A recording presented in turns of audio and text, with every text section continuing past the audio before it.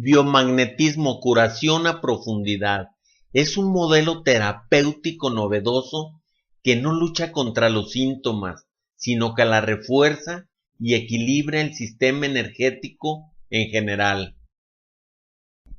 Objetivos. Nuestra terapia tiene como primer objetivo equilibrar los procesos energéticos desarmonizados o cortocircuitados de las células del organismo. Polos magnéticos terrestres. La Tierra se comporta como un poderoso imán. Entre otras propiedades nos demuestra que tiene la capacidad de ordenar en una dirección determinada, norte-sur, la aguja imantada que puede moverse libremente y tomar espontáneamente la dirección de los polos magnéticos terrestres.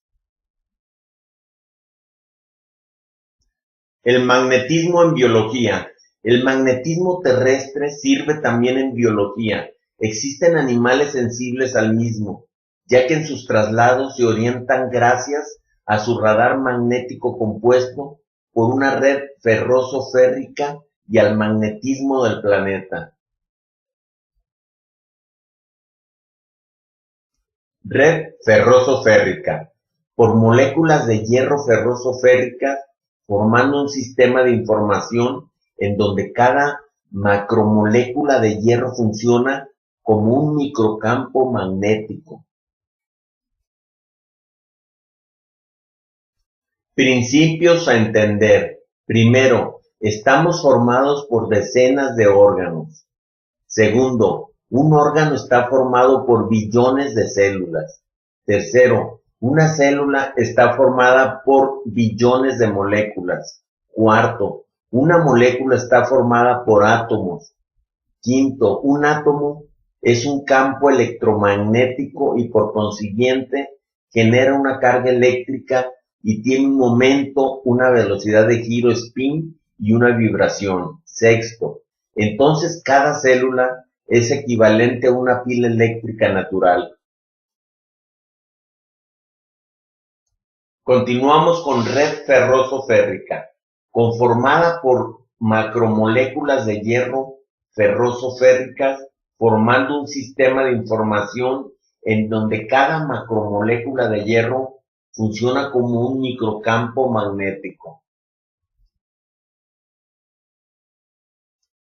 Ahora vamos a ver algunas frases célebres. La salud de los organismos superiores depende de su equilibrio interno. El aspecto determinante terreno es el pH.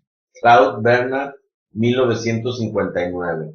Ahora nos damos cuenta de que el fenómeno de las interacciones bioquímicas y finalmente la vida misma tienen que ser entendida en términos del electromagnetismo.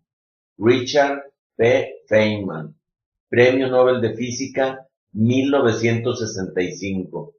La salud depende del pH tisular y celular que deben permanecer cerca de los valores de la neutralidad.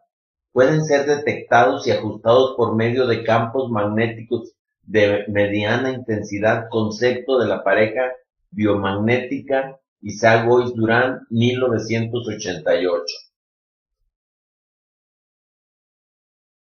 Nos dice el doctor Claude Bernard, lo más importante en el proceso de la enfermedad es el terreno del paciente. El germen no es nada, el terreno lo es todo. Los microbios cambian y se desarrollan como resultado de cambios en este terreno en el cual viven. La enfermedad como proceso biológico se desarrolla dependiendo de este medio interno. El aspecto determinante terreno es el pH.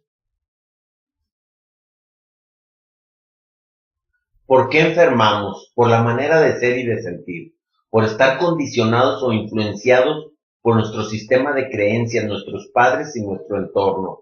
Hay mucha gente que se enferma para obtener cosas en su vida, no necesariamente positivas. Por ejemplo, alguien puede usar su enfermedad para conseguir la atención de los que le rodean o para retroalimentar su imagen de víctima. En estos casos, los tratamientos suelen resultar poco efectivos o inútiles.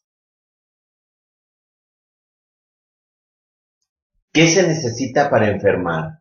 Para enfermarnos necesitamos primero un factor interno que nos sensibiliza, conflictos emocionales negativos, un factor externo que actúa como desencadenante, atmosférico, vivienda, alimentación, etcétera.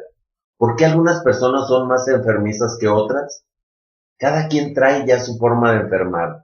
La enfermedad es el lenguaje que utiliza el cuerpo para decirnos que algo en nuestro ser está desequilibrado. Nuestro cuerpo es una máquina perfecta que responde a lo que pensamos, sentimos y expresamos. Clasificación del potencial de membrana y su relación con la enfermedad. Potencial de membrana celular desde -100 mV hasta 0 mV. Células sanas entre -100 y -75 mV. Células alteradas entre -74 y -35 mV. Células tumorales cancerosas entre -34 mV y -5 mV. Muerte celular 0 mV. La medicina científica suprime la alteración de los microorganismos que interactúan en el proceso de enfermedad, dejando los productos tóxicos provenientes del metabolismo bacteriano. Estas son transportadas a través de la sangre y que actúan a distancia sobre órganos sensibles que van a dar lugar a alteraciones en otros órganos como disfunciones, intoxicaciones, etc. Extraen los órganos lesionados creyendo que es la enfermedad y le dan quimio y o radio, dejando las alteraciones del pH. Magnetoterapia, terapéutica que se vale de la energía magnética para mejorar los síntomas de enfermedad, para desinflamar y energetizar. Usa imanes de manera unipolar, el polo negativo como sedante y el positivo como tonificador. Efectos del polo norte negro negativo. Disminuye el dolor e inflamación. Anula la patogenicidad de los microorganismos. Detiene el crecimiento de ciertos tipos de tumores.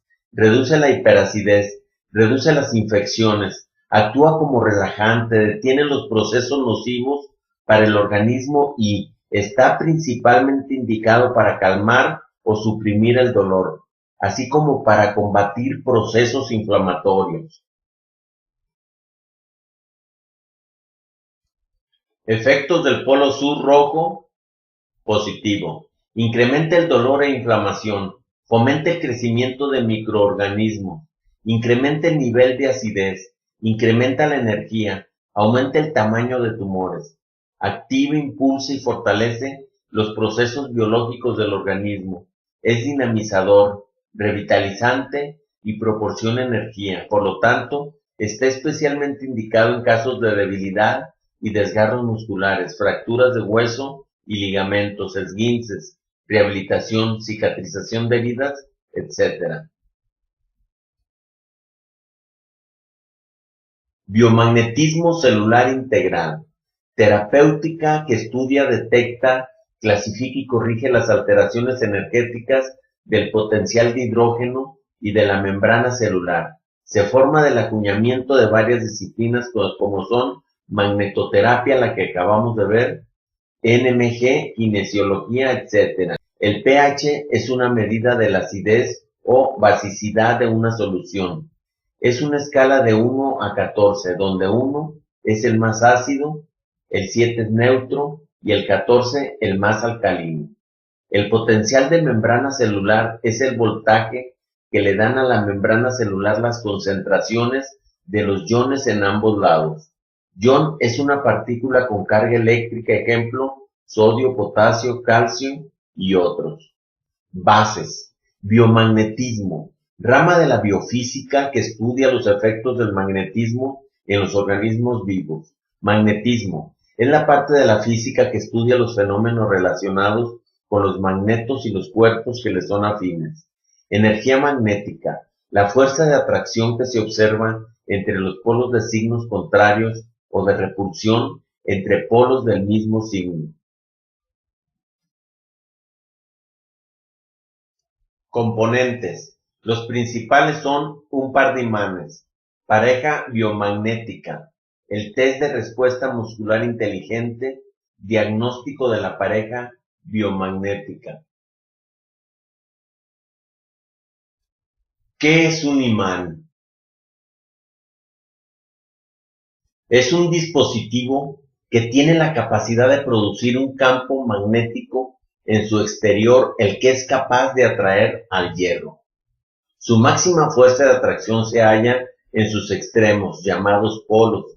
Consta de dos polos, denominados polo norte, que es negativo, y polo sur, positivo. Los polos iguales se repelen y los polos contrarios se atraen en caso de quemaduras o heridas abiertas. Marcapasos, desfibriladores automáticos, dispositivos eléctricos, en caso de embarazo, después de una comida fuerte ya que altera la producción de ácido y la movilidad gastrointestinal. No cerca de su ordenador, disquete del ordenador, tarjetas de crédito, cintas de video, cintas de cassette y otros dispositivos que utilicen un sistema de grabación o lectura magnético, ya que puede perder la información almacenada. No se aplique el polo sur de un imán en zona donde existan procesos infecciosos, tumorales o dolorosos. Si hay tumores y aplican el polo sur, es lógico que el tumor vaya a crecer y vayan a agravar al paciente. La pareja biomagnética es la dualidad de cargas biomagnéticas distorsionadas que se generan dentro del organismo por fallas del potencial de membrana celular y del potencial de hidrógeno. Está constituida por dos puntos o polos biomagnéticos alterados con cargas de polaridad opuesta, pero que son afines en resonancia, o sea, A con A, B con B, X con X, pero nunca A con B o con X. Ejemplo de la pareja biomagnética. En este ejemplo tenemos el seno frontal contra seno frontal. Esto quiere decir que si, por ejemplo, estamos viendo nuestra gráfica de frente en su pantalla de su PC, del lado izquierdo va a estar el lado derecho de donde vamos a poner el imán. El imán del lado derecho siempre deberá ser negativo y del lado izquierdo siempre deberá ser positivo, a menos de que el dolor sea más intenso del lado izquierdo. Entonces vamos a cambiar las polaridades. En el izquierdo vamos a poner el imán negativo y en el derecho el imán positivo. Más adelante esto lo van a comprender mucho más, ya que se los explicaré en varias diapositivas. ¿Estamos? Vamos a proseguir. Otro ejemplo. Aquí tenemos la pareja biomagnética hipófisis-vejiga. En todas las parejas biomagnéticas, la que va del lado izquierdo siempre va a ser negativo y la del lado derecho va a ser positivo. En este caso es la pareja biomagnética de dengue clásico. En hipófisis está una N en la cabeza porque es negativo y en la vejiga una P de positivo. Vamos a continuar con el diagnóstico de la pareja biomagnética. El diagnóstico nos lo da el test de Remy, por identificación de los puntos o focos biomagnéticos alterados y que estén en resonancia, formando así la pareja biomagnética. Estos obedecen a que toda célula guarda en su memoria DNA el código genético, toda la información desde antes de la concepción hasta el momento presente. Estando dentro del límite energético normal, no hay ninguna manifestación mensurable. Test de Remy. Es la evaluación que realizamos mediante un imán, de preferencia con la polaridad negativa, al que llamamos imán rastreador. Iniciamos el rastreo sobre el cuerpo, por todos los puntos biomagnéticos conocidos a la fecha, en busca de sus alteraciones. Una vez identificados los puntos alterados, se procede a la aplicación de imanes comunes de mediana intensidad por un tiempo que varía entre los 15 y 20 minutos. Igual que los puntos de acupuntura, la ubicación de estos puntos están plenamente definidos y clasificados en un mapa del cuerpo. Para comenzar esta terapia necesitamos por cada pareja biomagnética un par de imanes, que debe ser un imán negativo y uno positivo. ¿Qué significa alargamiento de la pierna derecha? El alargamiento o alongamiento se debe a la interacción de un campo magnético de un imán con polaridad positiva bien definida, con la carga biomagnética positiva, también de un órgano cuando éste se altere en su potencial de membrana celular y se distorsiona hacia un pH anormal ácido. Elementos de la terapia. El elemento principal de diagnóstico que tenemos es la pareja biomagnética. El elemento curativo es la despolarización e inducción biomagnética específica selectiva. Los límites son el estadio irreversible de la degeneración del órgano u organismo que soporta la neoplasia benigna o maligna o patología. Alteraciones del pH, polo biomagnético negativo, acortamiento del miembro inferior derecho, foco con alcalinidad, bacterias, parásitos. Repaso más a fondo. El biomagnetismo médico es un sistema terapéutico desarrollado por el Dr. Isaac Goiz Durán a partir de 1988. En él utiliza potentes imanes para combatir parásitos, bacterias, hongos, virus y otros gérmenes que son la causa de diversas enfermedades. El sistema consiste en el reconocimiento de puntos de energía alterados en el organismo humano que en conjunto provocan una enfermedad. Este reconocimiento se efectúa con imanes pasivos, no electrificados ni conectados a máquinas electrónicas, que se aplican en diversas zonas del cuerpo humano como si se tratara de un rastreo o escaneo biomagnético. Una vez reconocidas y confirmadas dichas zonas en su potencial energético, que corresponden a órganos y tejidos que sufren la distorsión, el terapeuta aplica un conjunto de imanes en esos puntos durante 10 a 15 minutos a cada persona, o puede ser hasta 20 minutos, y generalmente los aplican en forma simultánea. ¿Qué es el biomagnetismo? El biomagnetismo celular integral es una disciplina terapéutica que estudia, detecta, clasifica y corrige las alteraciones fundamentales del potencial de la membrana celular y del pH, restableciéndose así la salud en general. ¿Qué es el potencial de la membrana celular? Primero, antes que nada, debemos saber que la membrana es lo que recubre la célula. Potencial de la membrana celular. Es una barrera de permeabilidad selectiva que regula la relación entre las actividades internas de la célula y su entorno. La naturaleza utiliza los iones y la corriente eléctrica que ellos transportan como un idioma universal para coordinar las actividades intercelulares y ciertas relaciones entre células cercanas. El cuerpo produce sus propios campos magnéticos por oxidación. Los sistemas vivos son electromagnéticos. Cuando se produce un desequilibrio en algún chakra del campo eléctrico y el campo magnético de este, es un campo electromagnético alterado hacia alguna de las dos polaridades, negativo o positivo. En pocas palabras, las células tienen un campo magnético y los imanes que ponemos en el cuerpo las activan. Y eso ocasiona un potencial, y es por eso que se llama potencial de la membrana celular. Concepto del potencial de membrana celular. El potencial de membrana celular es el voltaje de la diferencia de potencial eléctrico a un lado y al otro de la membrana plasmática de una célula. La membrana de las células están polarizadas debido a que hay un reparto desigual de cargas eléctricas entre el interior y el exterior de la célula. Eso crea una diferencia de potencial, siendo el exterior positivo respecto al interior.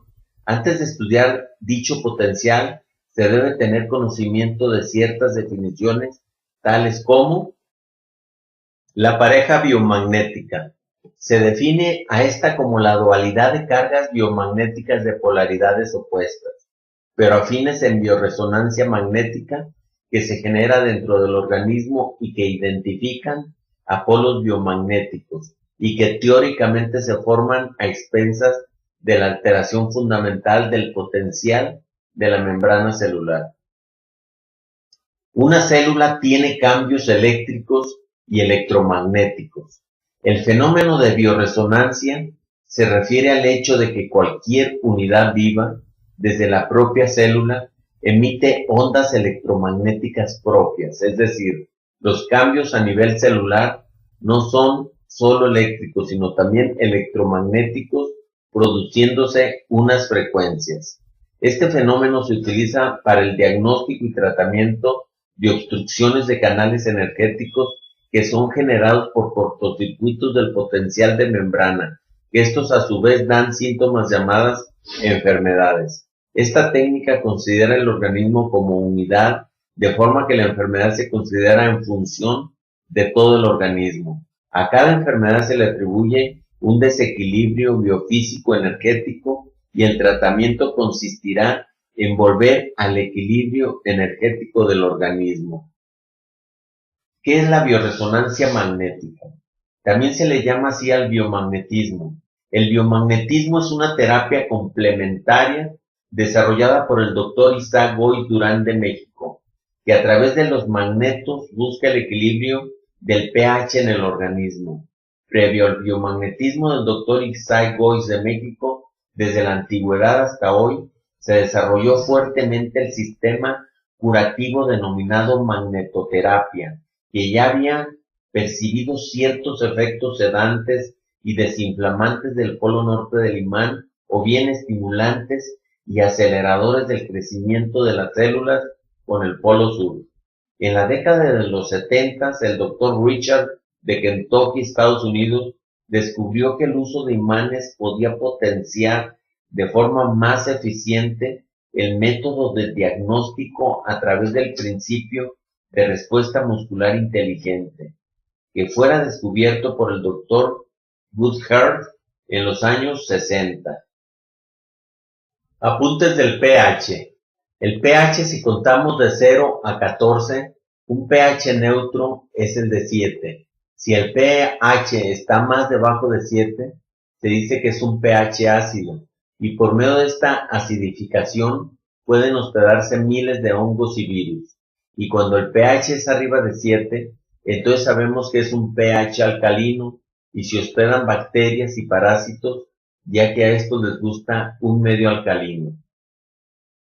Beneficios del equilibrio del potencial del pH y de membrana celular. Primero, estimulación de la bomba sodio-potasio, expulsión del sodio intracelular e incorporación del potasio disminuido. Segundo, orientación en paralelo de las proteínas de las membranas.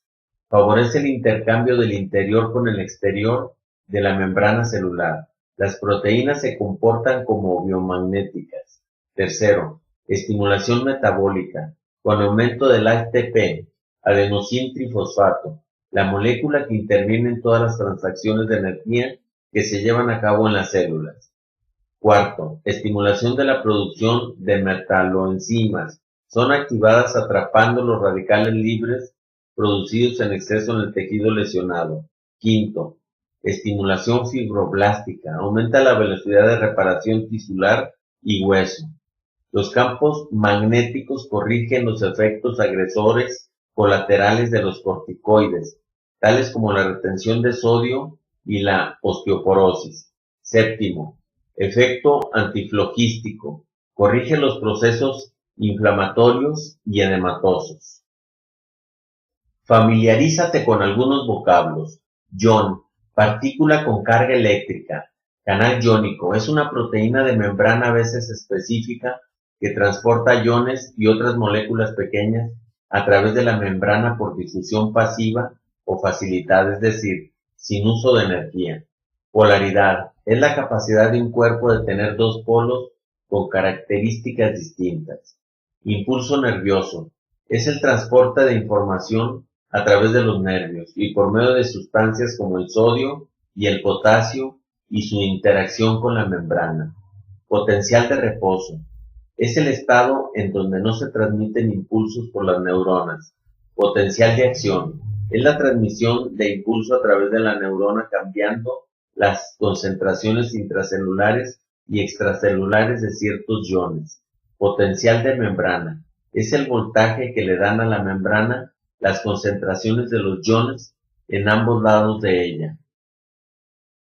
En la actualidad se conocen 7 grupos de parejas biomagnéticas. Primero, parejas regulares, que agrupan a los desequilibrios energéticos más comunes soportadas por una sola entidad microbiológica, llámese virus, bacterias, hongos o parásitos.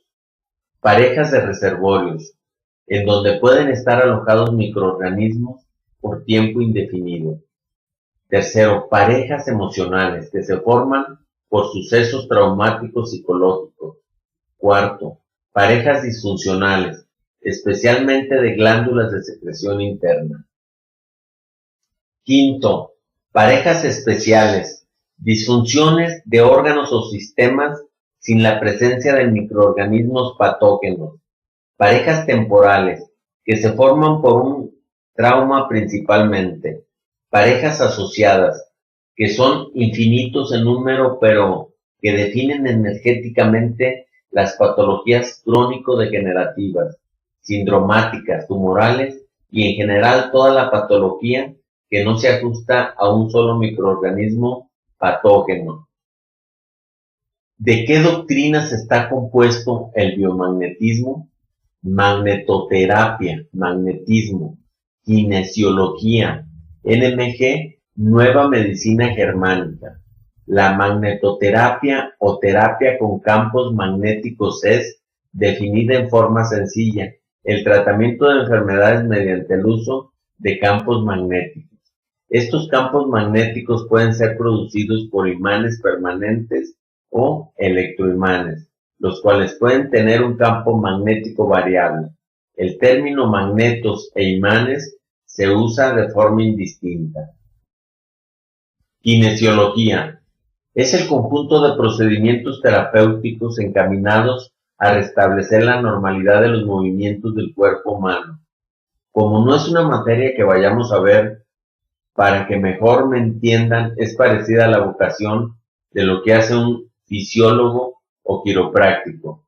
El término kinesiología tiene su origen en los vocablos griegos génesis, movimiento y logos, estudio. El que practica esto debe tener conocimientos de anatomía humana. NMG, nueva medicina germánica. Es el descubrimiento científico efectuado por el médico alemán Rike Georg Hammer. Este descubrimiento consiste en 5 leyes biológicas naturales descubiertas en forma totalmente empírica por más de 40.000 pacientes, que explican el origen y evolución de todas las enfermedades, exceptuando las enfermedades por estados nutricionales carenciales, los traumatismos, los envenenamientos y algunas de las enfermedades congénitas. Este descubrimiento puede ser verificado y reproducido en cada paciente simplemente con ayuda de una tomografía cerebral computarizada sin contraste. Más adelante explicaremos la razón. La nueva medicina germánica, NMG, es una ciencia empírica que explica el origen y evolución de las enfermedades, y a partir de esta comprensión se puede efectuar la terapia de acuerdo a las mismas leyes biológicas que las generaron. Por lo tanto, la NMG ofrece el único método diagnóstico y terapéutico totalmente natural, en el sentido que se basa en las leyes naturales que explican el origen de la enfermedad y también su remisión, de ser el caso. La primer ley biológica se reconoce con el nombre de Ley de Hierro del Cáncer, debido a que en un principio el Dr. Hammer investigó principalmente esta enfermedad. Luego extendió su investigación al resto de las enfermedades de la medicina. Su fondo de esta doctrina es que está relacionado las emociones con las enfermedades crónicas. La ley del hierro del cáncer, que es la primera ley biológica de la nueva medicina germánica y la base de su comprensión, se desarrolla en 3 criterios. En este artículo explicaré en detalle solamente el primer criterio. Criterio 1. Todo cáncer o enfermedad equivalente al cáncer es un programa biológico especial adecuado, SBS, y empieza por un DHS, a saber, con un choque conflictivo biológico extremadamente brutal vivido en la soledad. Se localiza en los 3 niveles: psíquico, cerebral y orgánico. Teoría alópata.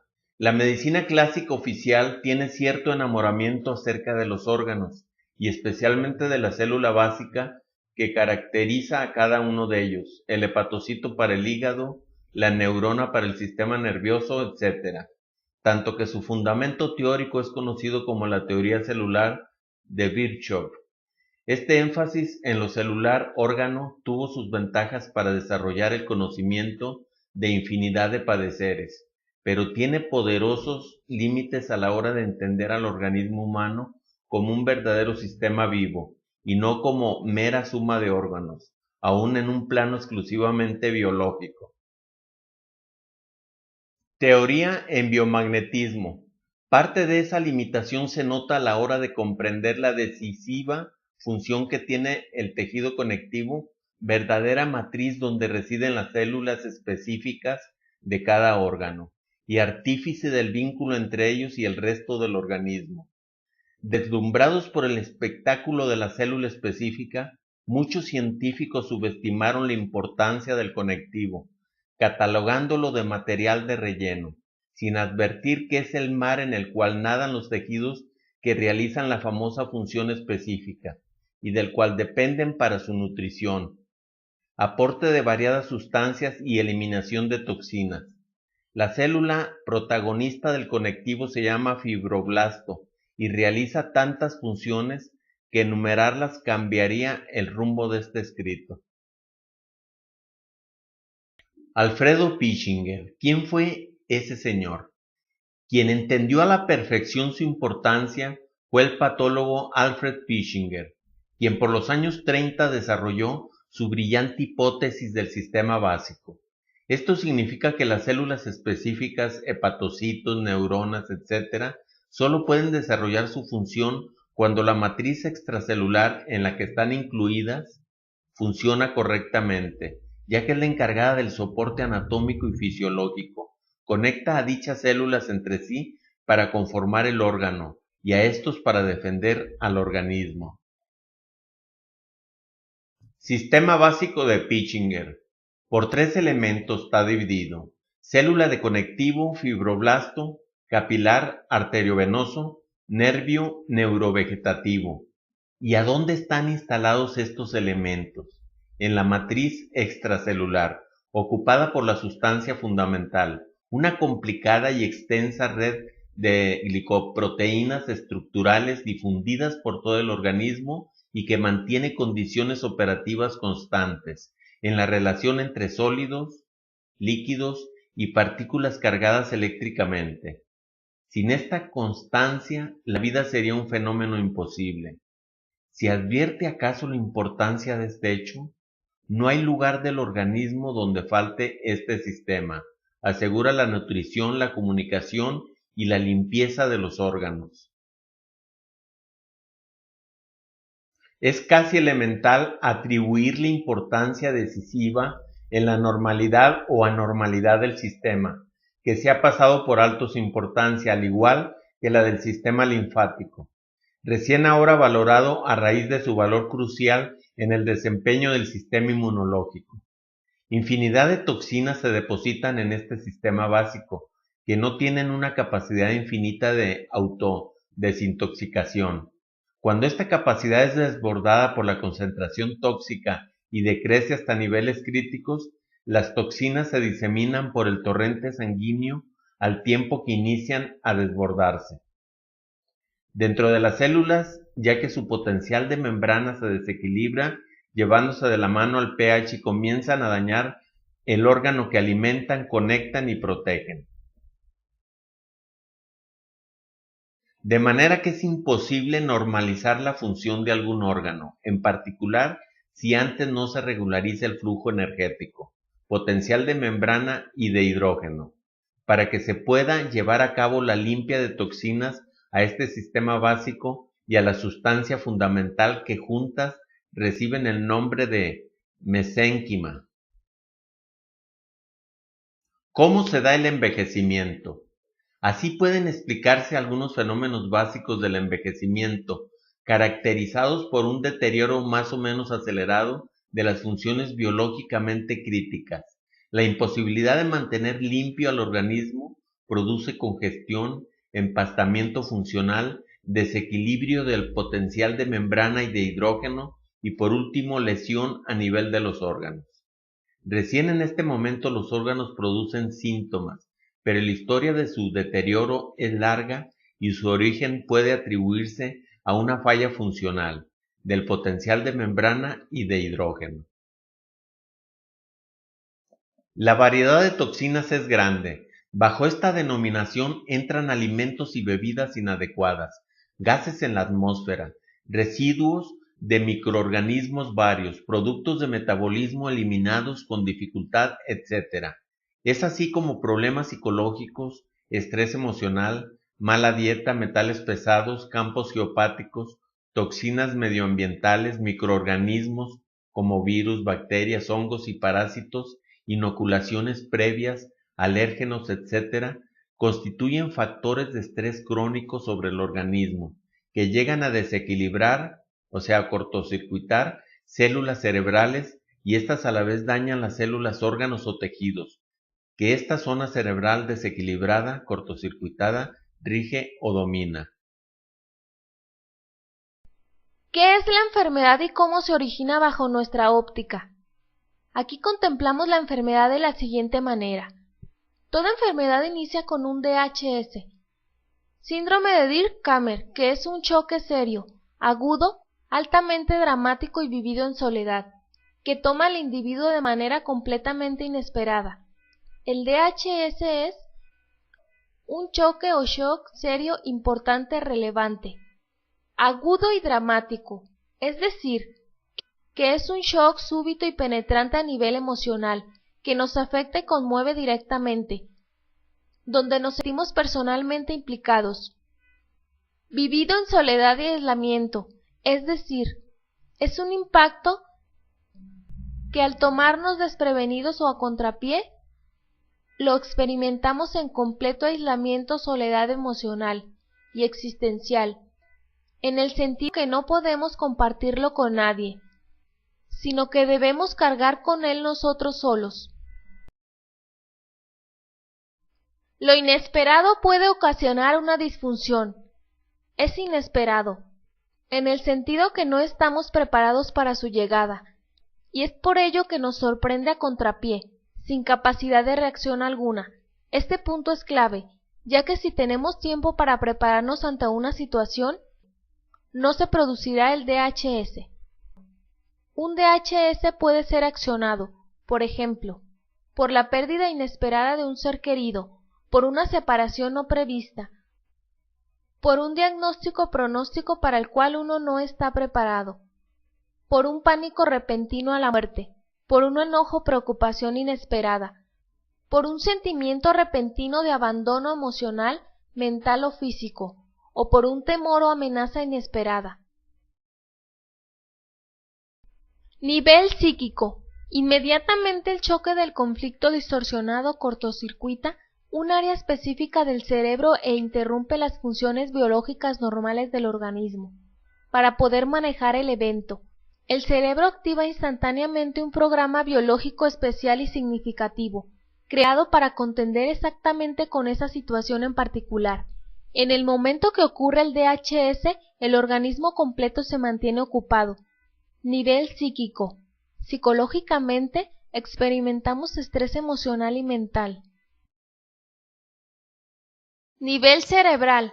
En el momento justo de un DHS, el choque de conflicto alcanza un área específica en el cerebro, provocando una lesión cortocircuito, que es claramente visible en una tomografía computarizada del cerebro.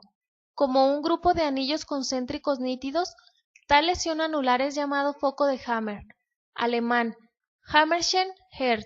De hecho, el término fue acuñado por los oponentes del Dr. Hammer, quienes de manera burlona llamaron a dichas formaciones anulares los dudosos focos de Hammer.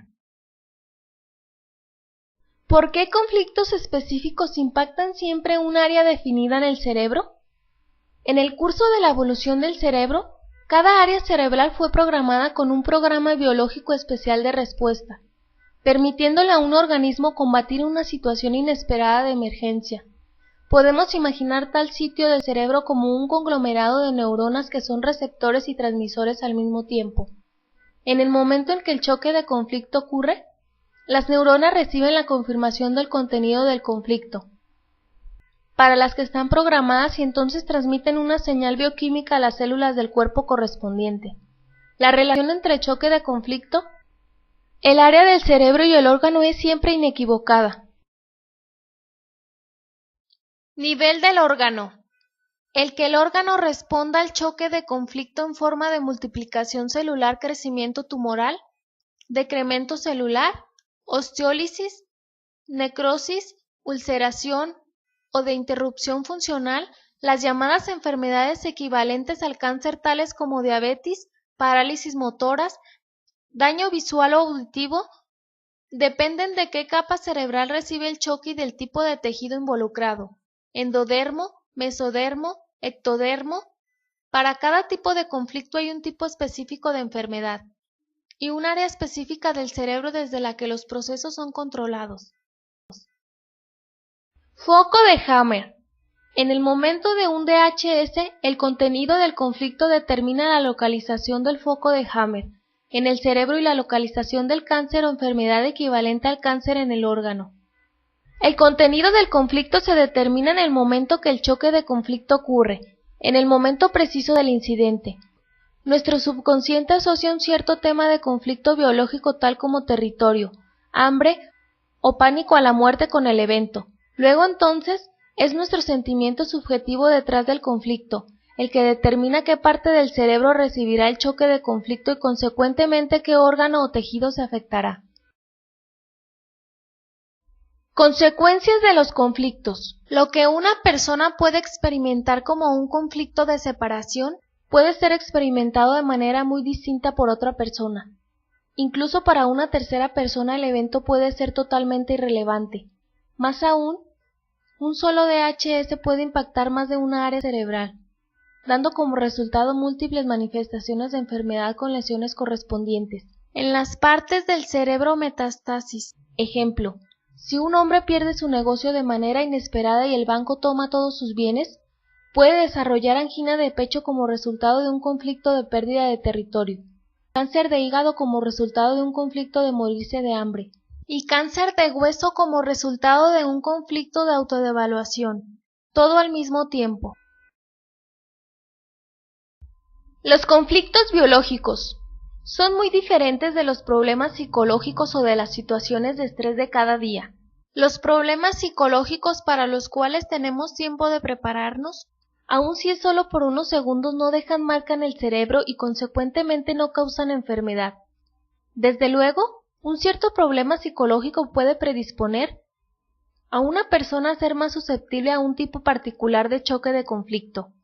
En base a esto contemplamos la enfermedad como un conjunto de reacciones defensivas, biológicamente adecuadas que surgen como una lucha contra la acción de las toxinas, tanto internas como externas. Toxinas endógenas.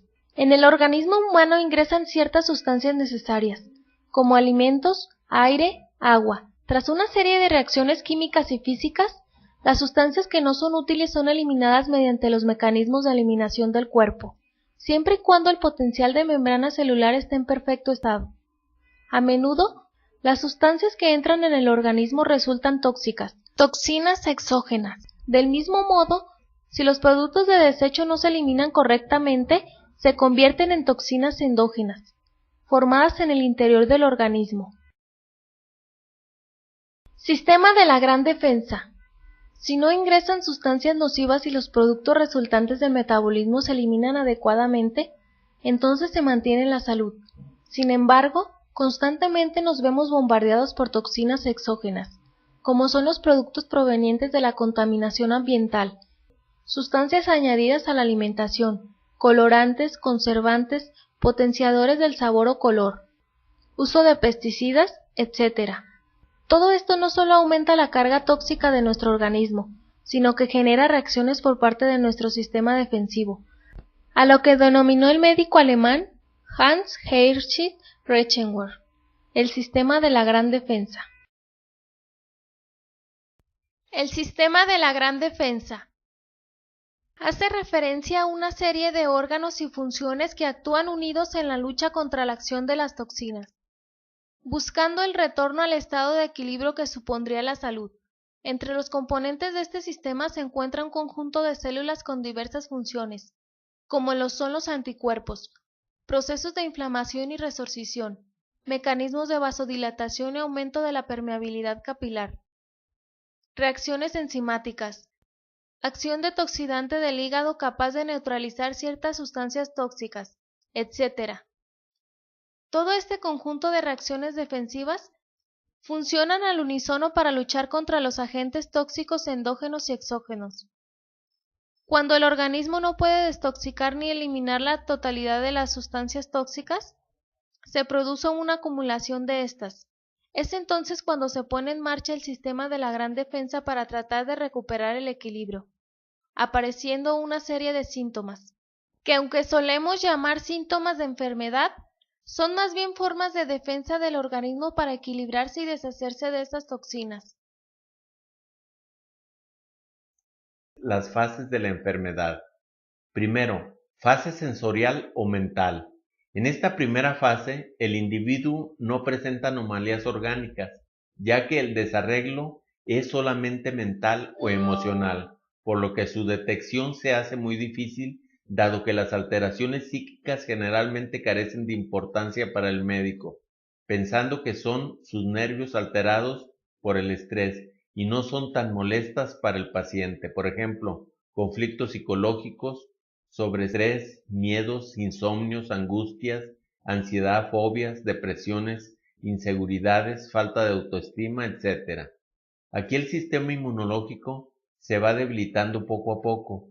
Segundo, fase funcional. En esta segunda fase, el individuo registra molestias y síntomas que revelan algún desajuste en la función orgánica. Sin embargo, al efectuarse exámenes y análisis minuciosos, no se detecta ninguna afección medible.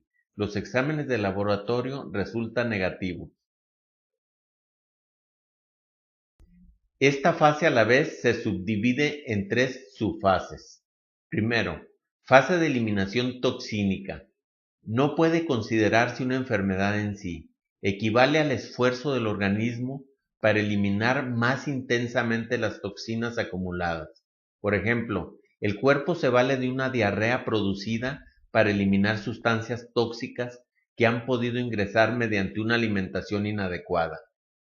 Si en esta fase utilizamos una terapia de tipo supresivo que elimine la diarrea, por ejemplo, acabaríamos con el síntoma, pero continuaría la acumulación toxínica en el interior del organismo. Segundo, fase de reacción inflamatoria. Si el organismo no puede eliminar por sus propias vías las toxinas, se intensifican las reacciones defensivas, apareciendo reacciones inflamatorias de combustión de toxinas. De nuevo, si eliminamos esta fase mediante métodos de supresión de la inflamación, estaríamos contra el proceso fisiológico defensivo. Tercero, fase de deposición. Si las dos fases anteriores resultan insuficientes, aparece la fase de formación de depósitos de toxinas, en un intento defensivo de que no se distribuyan por el resto del cuerpo afectando a cualquier otro órgano. Así se originan ateromas, adiposidades, miogelosis, depósitos de ácido úrico, colesterol, triglicéridos, etc. Fases humorales. Estas tres fases se denominan fases humorales y presuponen un diagnóstico favorable. No existen lesiones celulares, de modo que el trastorno es solo funcional. Las tres fases siguientes reciben el nombre de fases celulares. Se producen cuando las homotoxinas no han podido eliminarse mediante las fases anteriores, y el líquido extracelular, el líquido situado en el espacio entre las células que baña, protege y nutre a cada una de nuestras células, se llena de homotoxinas hasta un punto en que aumenta la presión osmótica de este medio y las homotoxinas penetran en la célula, comenzando las manifestaciones celulares de la enfermedad. Tercero, fase lesional. En esta tercera fase se altera el potencial de membrana y por consiguiente el pH. Aquí el individuo presenta desórdenes orgánicos debido a alteraciones lesionales en órganos del cuerpo. Los cambios son palpables y los exámenes de laboratorio resultan positivos. Cuarto, fase de impregnación. Supone el paso de las homotoxinas al interior de las células. Comienza a alterarse el funcionamiento y metabolismo celular, dando origen a fases realmente tóxicas. Quinto, fase de degeneración. Dentro de las células, las homotoxinas realizan una reacción de tipo degenerativo. 6. Neoplasia. Una situación degenerativa mantenida da lugar a neoformaciones con crecimiento y comportamiento celular aberrante, como en el cáncer. El cuadro sintomático del paciente se produce en función del lugar de menor resistencia. Veamos un ejemplo de desarrollo de enfermedad. La histamina es una sustancia que se encuentra en todo el organismo y es necesaria para realizar determinadas funciones vitales, como la defensa inmunológica. Ante la presencia continuada de un antígeno, la secreción de histamina se puede ver aumentada, convirtiéndose así en una homotoxina más. En este punto, las funciones excretoras entrarán en funcionamiento para eliminarla por la vía más habitual, que es la urinaria. Si la secreción es tan grande que esto no es suficiente, el organismo intentará eliminarla por otras vías, como puede ser la excreción cutánea a través de la piel. Así aparecerá en el punto de eliminación una irritación o edema. La supresión, ¿qué significa? Si suprimiéramos este síntoma mediante algún fármaco supresivo, el contenido excesivo de histamina seguiría existiendo, pero al suprimir la vía cutánea de excreción, el contenido histamínico emigrará hacia otras zonas u órganos. Si se desplaza hacia el hemodermo, puede producir arritmias cardíacas. Si va hacia el endodermo, podrá provocar en los pulmones una crisis asmática. Si se orienta hacia el aparato digestivo, una úlcera gastroduodenal. La causa siempre será la misma, un exceso de histamina, pero la gravedad de la enfermedad será mayor o si suprimimos la acción de la homotoxina en vez de canalizarla adecuadamente favoreciendo su expulsión. Otro ejemplo, si el virus de la gripa, considerado una homotoxina, penetra en nuestro organismo, entra directamente en la célula de manera que tenemos una fase de impregnación inmediata, para defenderse el organismo reacciona con una bronquitis o rinitis, fase de reacción, la cual se acompaña de hipersecreción bronquial, esputos, estornudos y en general fases de excreción. Si estimulamos el sistema de la gran defensa en los puntos implicados en este proceso, favoreceremos la propia acción del organismo y la eliminación de la enfermedad. Algunas de estas medidas adoptadas por el cuerpo son la fiebre, los dolores, los mareos, la pus, los vómitos, las diarreas, las hinchazones, en fin, todos los síntomas con los cuales se describe una enfermedad. Cabe destacar que para un mismo diagnóstico clínico, es decir, para una misma enfermedad, dos individuos pueden presentar diferentes síndromes subjetivos, por lo tanto, sus cuadros pueden diferir bastante entre sí, a pesar de estar afectados por el mismo mal. Esta es la razón por la cual el biomagnetismo está en común acuerdo con la homeopatía, al no considerar enfermedades sino enfermos. Es obvio que estamos hablando del sistema inmunológico afectado, que revela su debilidad a través de señales subjetivas, que a veces ni el propio individuo es capaz de reconocer y con un estímulo certero podemos volver a su estado normal de vigilancia. Por eso es absolutamente falso sostener que todo contagio proliferará irremediablemente, ya que hay individuos que no contraen un contagio aunque estén constantemente expuestos a él. Sin embargo, otros tan solo con un íntimo contacto se contagian inmediatamente.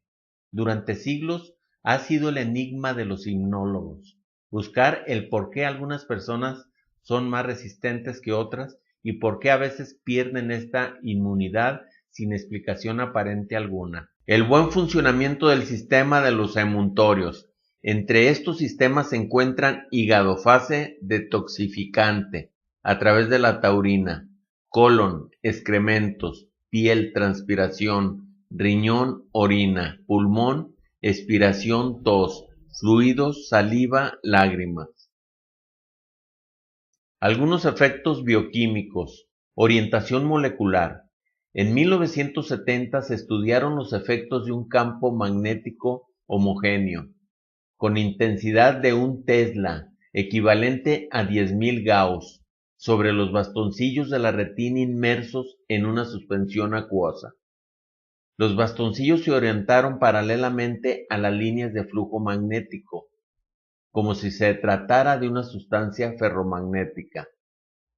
Se considera que las moléculas de fosfolípidos y el pigmento de rodopsina de los bastoncillos son los responsables de la orientación en paralelo de dichos bastoncillos.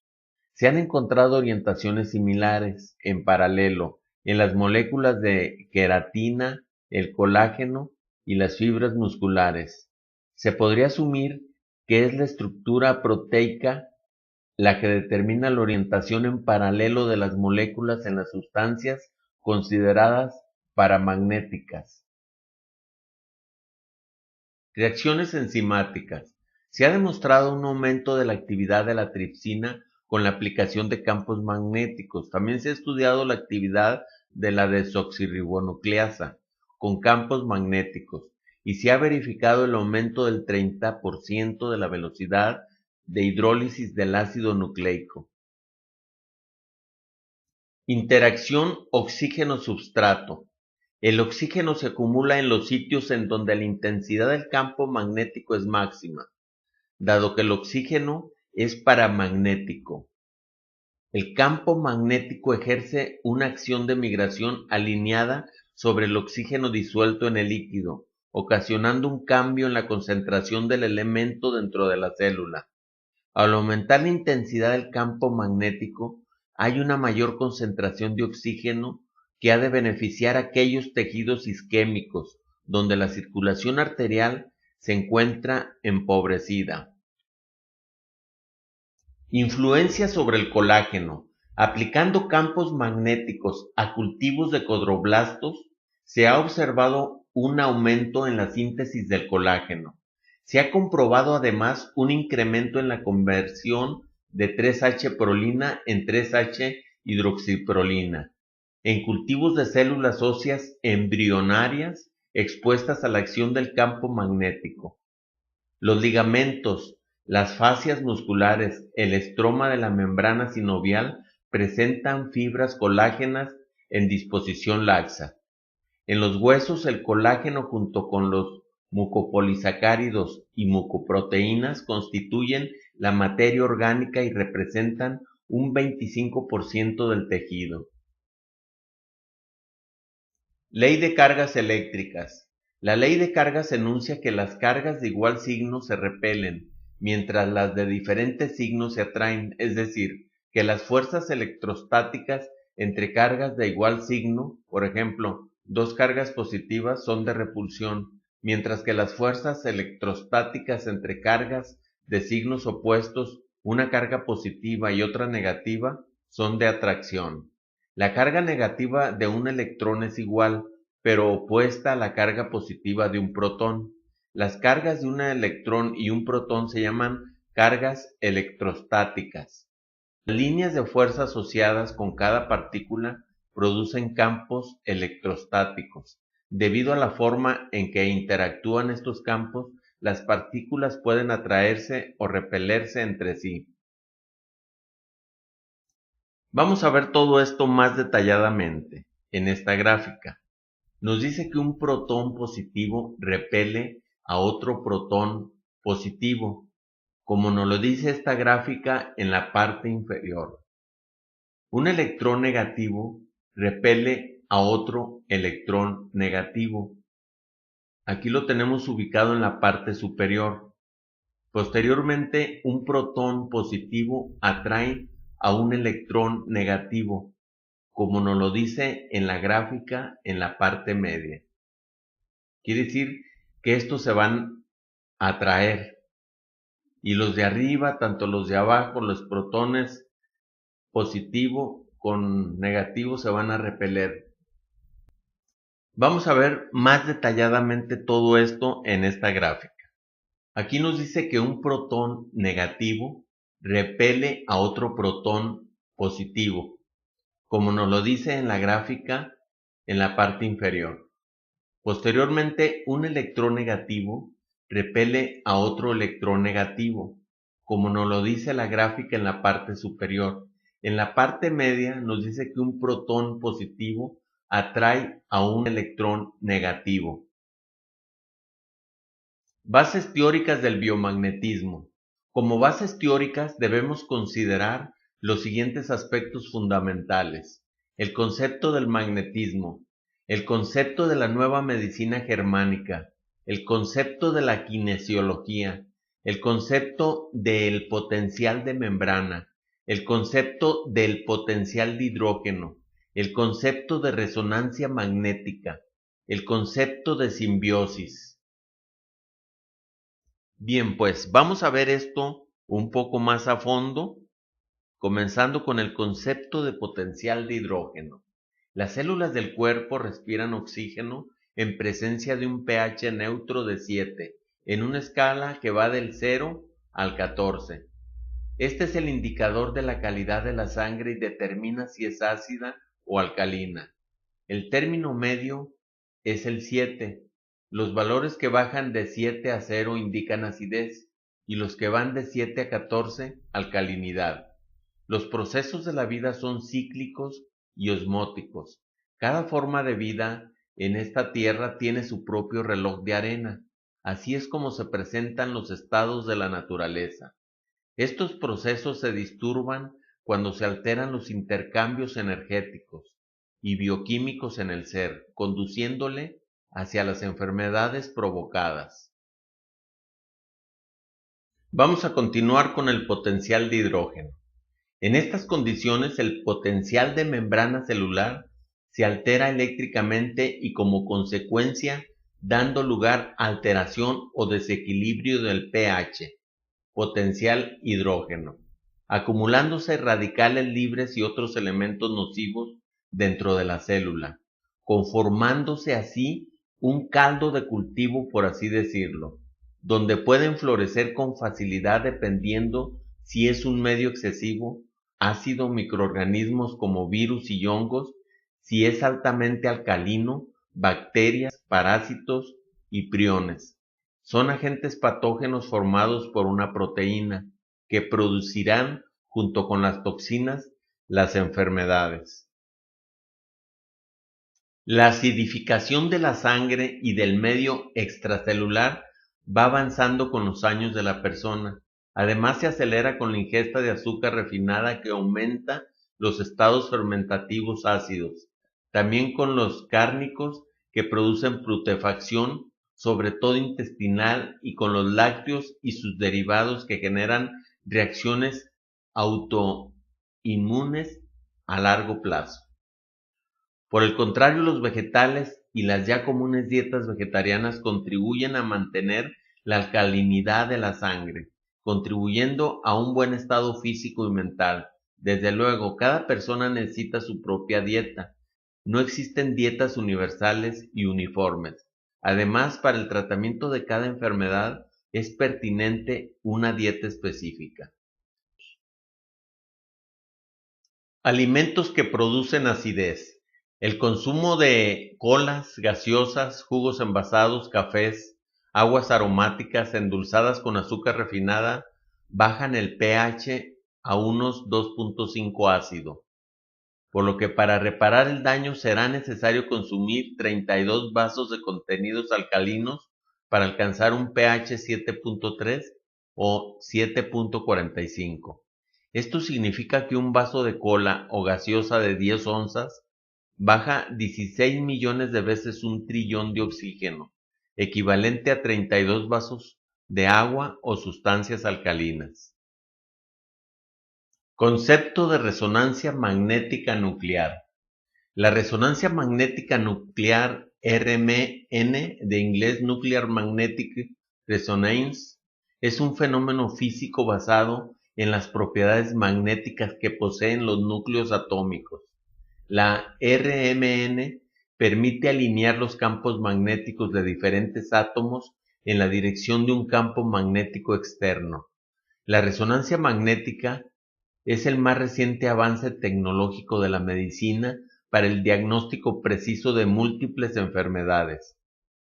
Está constituido por un complejo conjunto de aparatos emisores de electromagnetismo, antenas receptoras de radiofrecuencia y computadoras que analizan datos para producir imágenes detalladas de 2 o 3 dimensiones con un nivel de precisión nunca antes obtenido y que permite detectar o descartar alteraciones en los órganos y los tejidos del cuerpo humano, evitando procedimientos molestos y agresivos como melografía, punción lumbar, artrografía, introducción de medios de contraste en articulaciones y otros que involucran una agresión molesta para el paciente. Resonancia magnética. Para producir imágenes sin la intervención de radiaciones ionizantes, rayos gamma o X, la resonancia magnética se obtiene al someter al paciente a un campo electromagnético con un imán de 1.5 Tesla, equivalentes a 15,000 veces el campo magnético de nuestro planeta. Este poderoso imán atrae a los protones que están contenidos en los átomos de hidrógeno que conforman los tejidos humanos, los cuales, al ser estimulados por las ondas de radiofrecuencia, salen de su alineamiento normal. Cuando el estímulo se suspende, los protones regresan a su posición original, liberando energía que se transforma en señales de radio para ser captadas por una computadora que las transforma en imágenes, que describen la forma y funcionamiento de los órganos. En una pantalla aparece la imagen, la cual es fotografiada por una cámara digital para producir placas con calidad láser que son interpretadas por los médicos especialistas. Concepto de simbiosis. Definición. Tipo de interacción biológica en la cual una especie no puede vivir sin la otra, es decir, se benefician mutuamente. De acuerdo al concepto clásico de la pareja biomagnética, los virus patógenos están en simbiosis, porque hacen resonancia biomagnética con bacterias no patógenas para su maduración y activación energética. Esta primera asociación o relación bioenergética es fundamental para entender que existen resonancias vibracionales entre las entidades patógenas. Sin embargo, existen otras asociaciones de microorganismos patógenos que no solo complican las manifestaciones clínicas en los pacientes, sino que las distorsionan y hasta las ocultan con la repercusión lógica de la desinformación y de la confusión diagnóstica terapéutico del clínico. El uso de imanes hace miles de años. Muchas culturas ancestrales, entre las que se encuentran la china, la hindú, la árabe, la hebrea y las antiguas dinastías egipcias, utilizaban imanes por sus propiedades terapéuticas. La leyenda cuenta que Cleopatra, para retrasar el proceso de envejecimiento, dormía con una piedra imán sobre la frente, en el siglo III a.C. Aristóteles escribió acerca de las propiedades curativas de los imanes naturales, que llamaba imanes blancos. En el siglo I después de Cristo, Plinio el Viejo, historiador romano, habló sobre la utilización de los imanes para curar los problemas oculares. Durante ese mismo siglo, algunos geománticos adivinadores chinos empezaron a documentar los efectos sutiles del campo magnético terrestre en la salud humana y la enfermedad después de utilizar brújulas de gran precisión para la exploración de las condiciones geomagnéticas. En el siglo II, el célebre médico Galeno recomendaba el empleo de imanes para tratar el estreñimiento y diversos trastornos dolorosos. En el siglo IV, Marcel, el filósofo y médico francés, aconsejaba llevar un imán alrededor del cuello para aliviar los dolores de cabeza. En el siglo VI, Alejandro de Tralles utilizaba imanes para tratar el dolor de las articulaciones. Después, durante el siglo X, el médico islámico Ibn Sina, también conocido como Avicena, afirmó que era capaz de tratar la depresión mediante la terapia magnética. Alrededor del año 1000, un médico persa documentó la utilización de imanes para aliviar dolencias como la gota y los espasmos musculares. Un gran número de médicos y sanadores utilizaron los imanes para curar diferentes problemas médicos hasta el siglo XVI, cuando el célebre médico Paracelso no solo abogó por los imanes para curar trastornos específicos, sino que además describió con detalle los diversos efectos curativos de las polaridades magnéticas en los seres vivos. Paracelso fue uno de los primeros en postular que la propia Tierra era un gran imán. En sus obras sobre terapia magnética, Paracelso defendía que el imán es el rey de todos los secretos. Magnetismo animal. En 1777, la Real Sociedad Francesa de Medicina examinó los estudios sobre curación magnética realizados por un abad francés llamado Lenoble. Sus informes sobre los efectos de los tratamientos magnéticos fueron tan favorables que concluyeron que el imán parecía destinado a desempeñar un papel tan importante en la práctica y la teoría médica como el que estaban comenzando a tener en el campo de la física experimental. Curiosamente, unos pocos años después, esa misma entidad condenó la obra sobre magnetismo animal de Franz Anton Mesmer, quien utilizaba pases magnéticos en sus pacientes al tiempo que aplicaba la energía del magnetismo humano por contraposición a las piedras imán magnéticas. Mesmer entendía la curación magnética como una teoría astrológica, según la cual el Sol, la Luna e incluso la Tierra poseen energías magnéticas sutiles que pueden influir en el sistema nervioso humano y proporcionar energía al cuerpo. Las teorías de Mesmer se asemejaban mucho a las de Paracelso.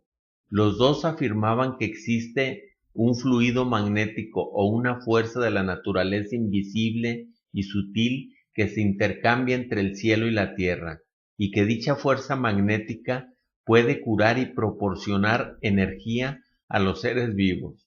Mesmer estaba convencido de que el ser humano posee una clase de magnetismo específico, que él dominó magnetismo animal, para distinguirlo de las limaduras de hierro o ferromagnetismo. Continuó su labor desarrollando técnicas que permitieran captar y utilizar este tipo de energía con el objeto de curar a sus pacientes. Los efectos terapéuticos y sanadores de los imanes permanentes en los seres vivos. Tan solo unos 80 años después, el famoso químico francés Louis Pasteur documentó los descubrimientos que había realizado en relación con los efectos de los imanes en el proceso de fermentación. Pasteur también desarrolló un tratamiento para la rabia, así como el proceso de esterilización de la leche pasteurizada. Pasteur se percató de que si colocaba un imán cerca de una cubeta de fermentación llena de fruta, tal como se utiliza en la producción de bebidas alcohólicas, el proceso de fermentación era más rápido. En aquella misma época, Samuel Hahnemann, el creador de la homeopatía, también experimentó con los imanes con fines terapéuticos y acabó defendiendo el uso de los imanes para tratar un gran número de trastornos de la salud. El mayor defensor de la terapia magnética durante la segunda mitad del siglo XIX fue el Dr. C.J. Tascher. Este médico explicaba que la energía de la vida provenía de la fuerza magnética del Sol y era conducida a través de la sangre debido a su alto contenido en hierro. Aproximadamente un siglo después, en 1954, Linus Pauling recibió el Premio Nobel de Química por sus descubrimientos sobre las propiedades magnéticas de la hemoglobina, una sustancia presente en la sangre que contiene hierro. Diferencia de terapias biomagnéticas en sus tres generaciones. Primer generación. Esta se ejecuta con campos magnéticos por medio de imanes, usados de manera unipolar, uno como sedante y el otro como tonificador. Segunda generación. Por el contrario, aquí se usan los dos polos magnéticos de los imanes, por parejas, para poder cerrar el circuito biomagnético alterado. Tercera generación. Generada por campos magnéticos pulsantes, por medio de equipos biomédicos con ordenadores digitales que emiten una frecuencia de 1 a 1000 Hz, convirtiendo el campo magnético en un campo pulsante de baja o alta frecuencia según sea el requerimiento individual. Lo primero que debemos de hacer antes de iniciar nuestra sesión con biomagnetismo es que los dos miembros inferiores estén perfectamente alineados en condiciones normales de la estructura ósea. De no estar bien alineados nos indicará que está polarizada la pareja biomagnética emocional por un susto muy grande, una gran emoción, miedo muy fuerte o trauma. Un riñón se polariza colapsándose y dejando de funcionar, y es la única pareja en que se acorta cualquiera de los dos miembros inferiores. De tener esta pareja emocional polarizada, iniciaremos con la despolarización respectiva, colocando sobre el riñón del mismo lado de la pierna cortada el imán con el polo positivo y el polo negativo lo situamos en el parietal encima y a los lados de la cabeza contralateral, cerciorándonos de que los pies hayan sido quedado alineados. Testear con el imán rastreador todos los puntos o focos biomagnéticos en estudio. ¿Qué significa el acortamiento de la pierna derecha? Tener en cuenta que el acortamiento del miembro inferior derecho, mensurable en forma objetiva, se debe a la interacción de un campo magnético del imán con polaridad negativa bien definida, con la carga biomagnética negativa también de un órgano cuando éste se altera en su potencial de membrana celular y se distorsiona hacia un pH anormal alcalino. Por el contrario, cuando se alarga, se debe a la interacción de un campo magnético de un imán con polaridad positiva bien definida, con la carga biomagnética positiva también de un órgano cuando éste se altera en su potencial de membrana celular y se distorsiona hacia un pH anormal ácido. La pierna izquierda no se mueve. Se los voy a explicar por qué. El miembro inferior izquierdo en realidad no sufre variaciones, salvo en el único caso de la pareja emocional.